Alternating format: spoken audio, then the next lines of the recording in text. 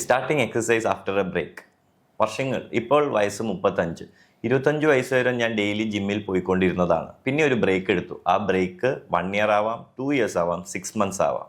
നമസ്കാരം, ഞാൻ doctor Ankit Jose, consultant orthopaedic surgeon, arthroscopy and sports injury specialist. Break എടുത്തിട്ട് restart ചെയ്യുന്നത് എങ്ങനെ?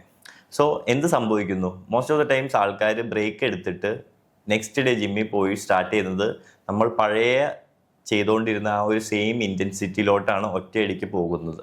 സോ നമ്മുടെ ഏജും നമ്മുടെ പ്രശ്നങ്ങളും കൺസിഡർ ചെയ്തിട്ട് എപ്പോഴും സ്റ്റാർട്ട് ചെയ്യേണ്ടത് സ്ലോ ആയിരിക്കണം. പുതിയ ഒരാൾ ജിമ്മിൽ പോകുമ്പോൾ സ്റ്റാർട്ട് ചെയ്യുന്നത് പോലെ ആയിരിക്കണം നമ്മുടെ റുട്ടീൻ.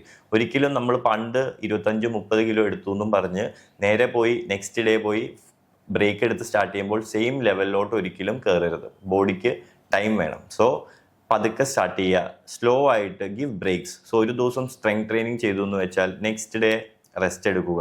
മേ ബി സ്വിമ്മിങ് ചെയ്യുക, സൈക്ലിംഗ് ചെയ്യുക. അങ്ങനെ സ്ട്രെങ്ത് ട്രെയിനിങ് കഴിഞ്ഞിട്ടുള്ള ഒരു ഗ്യാപ്പ് ബോഡിക്ക് റിക്കവറി ടൈം കൊടുക്കണം. പ്രശ്നങ്ങൾ സംഭവിക്കുന്നത് ജിമ്മിൽ മിസ്ലി ഗ്രൂപ്പ് ക്ലാസ്സസ് ആയിരിക്കും. അപ്പം all of a sudden break കഴിഞ്ഞിട്ട് ഒരാൾ ആ സെയിം ലെവൽ ഓഫ് ഗ്രൂപ്പ് ക്ലാസ്സിലോട്ട് ജോയിൻ ചെയ്യുമ്പോൾ കൂടെ ഉള്ളവരുടെ ഇൻറ്റൻസിറ്റി മാച്ച് ചെയ്യാൻ നമ്മൾ ആ ഒരു ലെവലിൽ, ആ ഒരു സിറ്റുവേഷനിൽ നമ്മുടെ അഡ്രിനാലിനും നമ്മുടെ ആ ഒരു ക്രൗഡിൻ്റെ ഒപ്പം നമ്മൾ ആ ഇൻറ്റൻസിറ്റിയിൽ ചെയ്യാൻ പറ്റൂല എന്നല്ല, ബട്ട് ആ ഒരു ചെയ്തിൽ നിന്ന് കഴിയുമ്പോൾ നമുക്ക് വരുന്ന ഒരു റിക്കവറി അല്ലെങ്കിൽ വരുന്ന ഒരു പെയിൻ അല്ലെങ്കിൽ ഒരു ഇഞ്ചുറി ചാൻസസ് ഭയങ്കര ഹൈ ആണ്.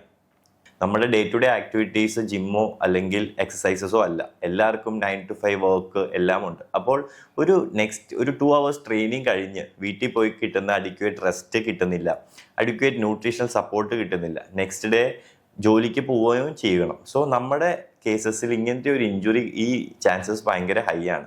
സോ ഈ എല്ലാ ഫാക്ടേഴ്സും കൺസിഡർ ചെയ്തായിരിക്കണം നമ്മുടെ വർക്കൗട്ട് ടൈമിങ്സും നമ്മുടെ വർക്കൗട്ട് ഡ്യൂറേഷനും എന്ത് ഇൻറ്റൻസിറ്റിയിൽ വർക്കൗട്ട് ചെയ്യുന്നതെന്നും തീരുമാനിക്കാൻ. Four further such health tips follow me.